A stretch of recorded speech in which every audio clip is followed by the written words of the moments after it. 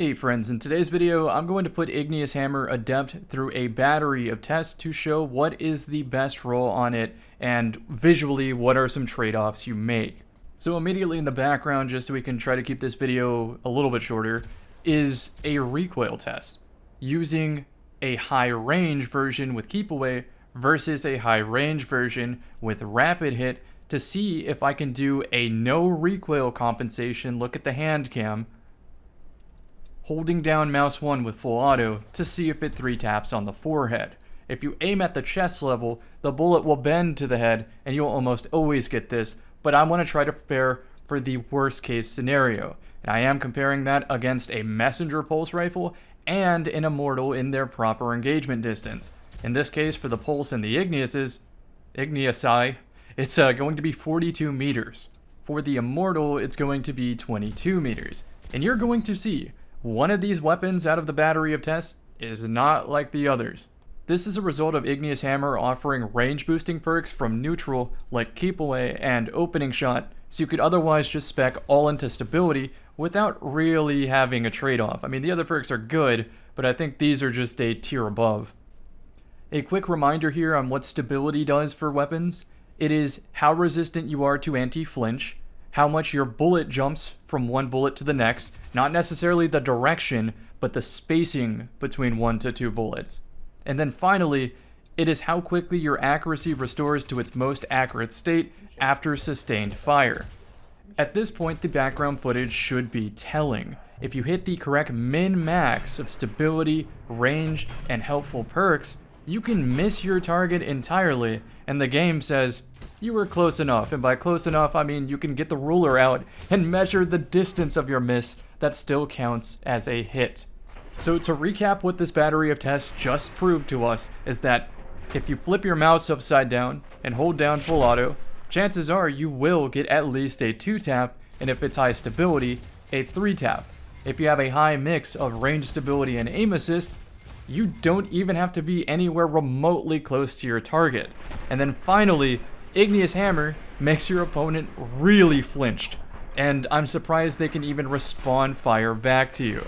Before moving on to the other test, I want to talk about Igneous Hammer and 120 RPM hand cannons in general. I didn't gather stock footage of me using Igneous Hammer because right now I just switched my sensitivity and I really want to use auto weapons to work on my aim, so I'm not really feeling using Igneous Hammer, even though it's objectively the most competitive choice right now. And why might that be? Well, the answer is, this game isn't just about raw time to kill. Yes, that's a very influential part, but there's other things that go into that, like time exposed to danger, as in how much are you out of cover while you're delivering your time to kill. For Igneous Hammer, it's a 3-tap at near 40 meters, which means that you're not really exposed if you glue yourself to cover. And then there's the second part of that, which is swap time to kill. A shot of Igneous Hammer swapped to your shotgun, as well as your team's overall ability to clean up each other, as well as your ability to use abilities to clean up Igneous Hammer, like 2-tap and throw a rope dart. In the special case of Igneous Hammer, though, it also offers one of the best ease of use weapons in the entire game. As you can see by those tests, you don't even have to aim, and it hits shots. And it then also on top of that has a very forgiving crit to body shot ratio, 2 head, 1 body, and if you have damage booster, 1 head, 2 body. And then because why not, it also has a high base aerial effectiveness stat, which means it's just overall the most consistent gun in the game, and there's not really a map that escapes Igneous teamfire.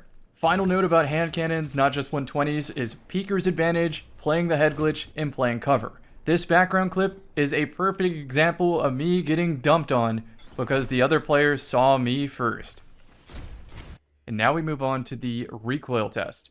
I have 53 stability from the Adept Stability mod, along with 95 recoil direction, which will change to 100, and we'll compare it between the two. But I also want to see the difference between 97 and 100 with Round Robin that has 52 stability. And then I'm going to compare it to a new version of Igneous Hammer with a counterbalance mod, keeping that same 53 stability. And then I'm finally going to compare it to a 68 stability, 95 recoil direction, and you will see stability matters a lot more than the recoil direction, but the recoil direction does matter. So starting off with 95, gonna pause, flip the mouse over, and then full auto, whole magazine.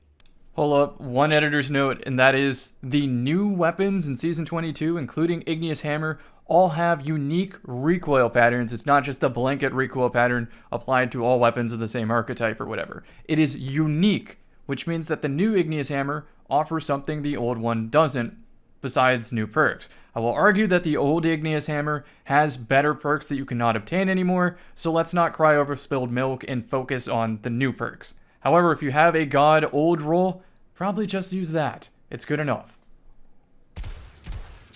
If I did this test 100 times, you would see some similarities, but if you do a small sample size, they can look drastically different.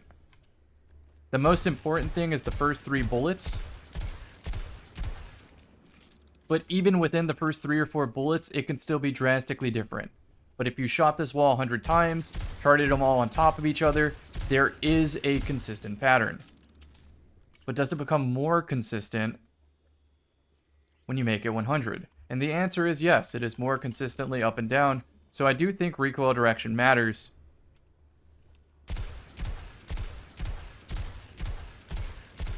That right there, that's like the best case scenario. It's not going to be like that every time. Sometimes it can even deviate in a curve, even though it is at 100 for some reason. Oh, there we go. It's starting to get some movement. And now let's compare that to 97 and then 97 to 100. So now round robin.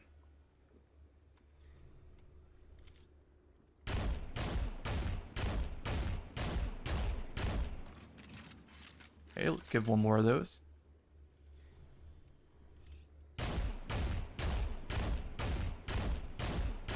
It almost looks like I put the counterbalance mod on.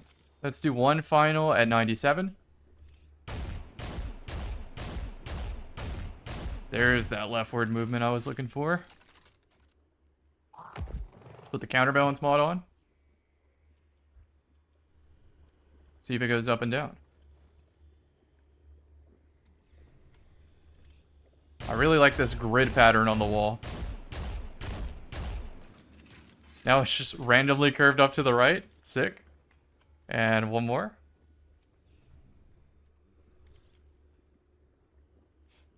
Let's do over here, this one. That looked very up and down. And now it curves at the end. Again, the important thing is those first 3 bullets. Final round robin at 100 recoil. Oh, that looked terrible. Looks so bad. Okay, and now we're going to compare it to the new Igneous Hammer recoil pattern, which goes very much to the left.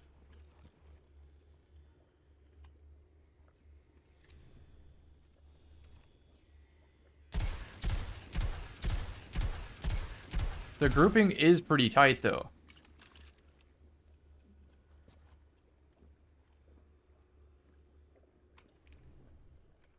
This is 95 recoil direction, 53 stability, new Igneous Hammer. So I think we've seen enough of that. Let's throw a counterbalance mod on and see what happens. It's pretty drastic.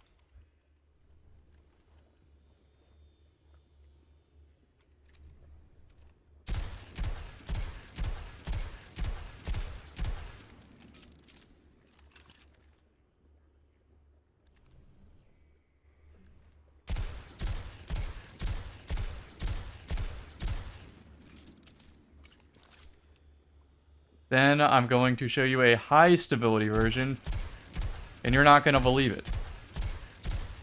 That looked really good. Okay, now this is a high stability version, 95 recoil.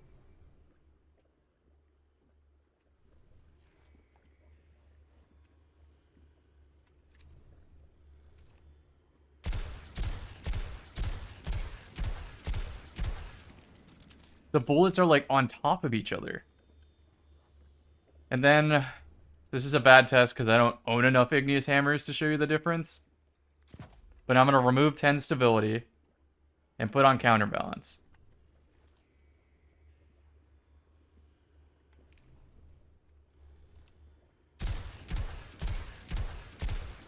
It definitely had some pop to that first shot, where they're not overlaid on each other.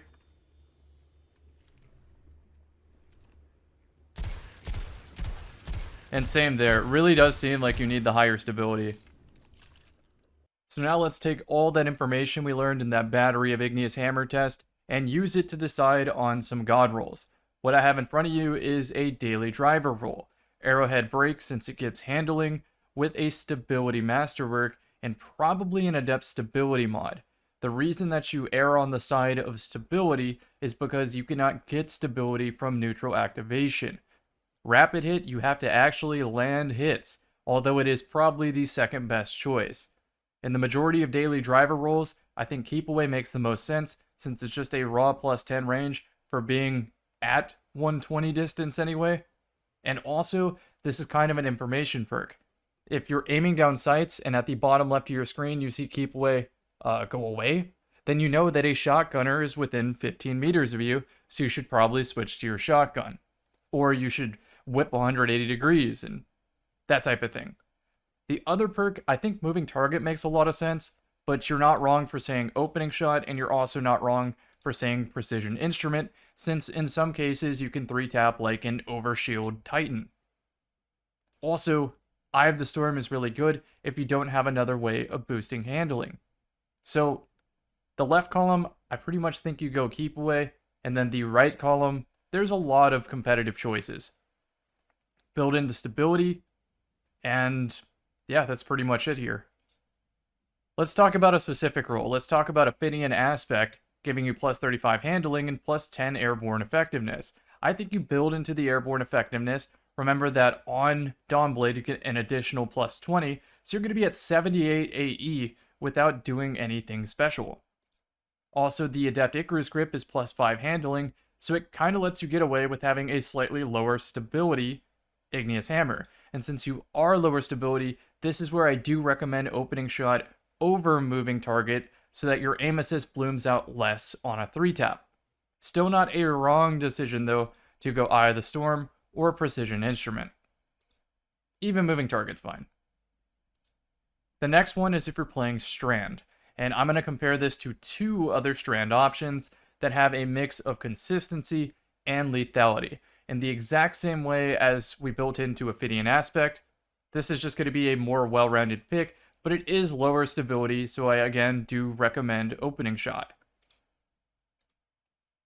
You're using Threat of Ascent though to boost your handling and your AE. You can also double tap the grapple and it does what's called a half grapple, where it still gives you the benefits of Threat of Ascent, but without using your entire grapple charge. This has 95 handling. Pretty crazy. I do think you could probably get away with Fluted Barrel over this, and it would probably feel just as good as Arrowhead at 45. But just mix and match these. And you don't have to be married to Extended Mag. You do have Threat of Ascent to reload your gun pretty quickly, but you are giving up just a little bit of AE. So it just depends on how much you're actually in the air. If you're in the air most of the match, maybe Extended Mag. If you're not in the air that much, but sometimes throw a hop in there to confuse the opponent, then Ricochet rounds is great. But let's compare that to Round Robin, where you could build up Perfect Float, and then you have Kill Clip, a lethality perk, or you can go for Elemental Capacitor with Strand, but I kind of think that's overkill. I like Kill Clip because it makes your opponents have to play around it, the possibility of getting 2-tapped. All you have to do is pick up a Surge and then get a kill with it. If not, Titans will survive the 2-tap at 10 resilience. So pretty good stat package, 45 stability, 79 handling, and don't forget about the Nano Rocket. And it's also a Strand hand cannon, which means you can build into the fragment that gives you a hatchling every other kill, so 50% chance of getting a threadling on a kill. So you have this like multi-use weapon here. You're building to your AE, your anti-flinch, your consistency. It's okay stability. You have a kill perk, weapon surge kill perk, and then nano rocket for the second guy. So realistically, you don't even need the surge. You just need kill clip and nano rocket to go off at the same time. And it also splash damages. You could also go for pure poetry and use the half grapple trick to proc while rounded ×2, and then swashbuckler so that your rope dart kills can convert into 2-taps. You don't even need a surge mod here. Also, if you really dislike barricades, you could go Hake breach armaments. The next one is a unique role, building around the fact that Heal Clip can proc Ember of Benevolence, that fragment, to help your cooldowns, especially in a mode like Checkmate. But outside of Checkmate, you can build into a 2-tap setup with both Frenzy and Radiant. So you can use Heal Clip in a build like Radiant Frosties with On Your Mark so that you have very, very fast handling off the rip. Frenzy activates, then you pop Radiant or whatever with a knife or your dodge, and now you have 2-taps. You could do the same thing with the Ophidians, by the way, so don't feel married to Frenzy. You could also be on Precision Instrument, get your kill, and then Heal Clip reload near a teammate to proc Ember of Benevolence, and now suddenly you have more abilities. The next specialization Igneous role is Slick Draw Opening Shot. This is for an Oathkeeper build or a Lucky Pants build or something like that, where your goal is just to hit somebody with a bow and then switch to your Igneous Hammer to just hipfire cleanup, which is why you use a hipfire grip on it. I do want to compare some other options that are 120s. Targeted Redaction can get Unsated Hunger Origin trait, so if you just throw all your abilities, you can start getting some crazy stats, although the range drop-off is about 4-ish meters less than most other Igneuses, so you have to play around that. I think Explosive Payload can help bridge that gap. But if you wanted to go something hyper-specific, you could go Focus Fury with a way that offsets the reload, like Rain of Fire, or the Arc Fragment, where if you slide over a special brick, it reloads it, and then you throw 2 surges on, and all of a sudden, you're able to 2-tap, but barely. You're barely able to hit the 2-tap on 10 resilience.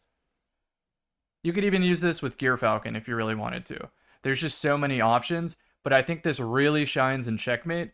So if you're not getting lucky on the Igneous Hammer, maybe it's time to change your strategy and build around something else. Or maybe build around your teammates also not running Igneous Hammers. Maybe they're running Round Robins or Sturm or something like that. In that case, bottom dollar with Slide Shot. Look at the difference that Slide Shot makes. It goes from not competitive to competitive in just one slide. And then you can use Disruption Break, or you can pair with like a Lumina user and go high impact reserves. Or you could try to do the targeted redaction thing and go Explosive Payload. So if you're playing Gambit, keep an eye out for Slide Shot on the left column, and then maybe 3 useful perks on the right column after you get some resets under your belt. Hope you learned something new in this video. I certainly did, and I wanted to share that with y'all. Take care, everybody.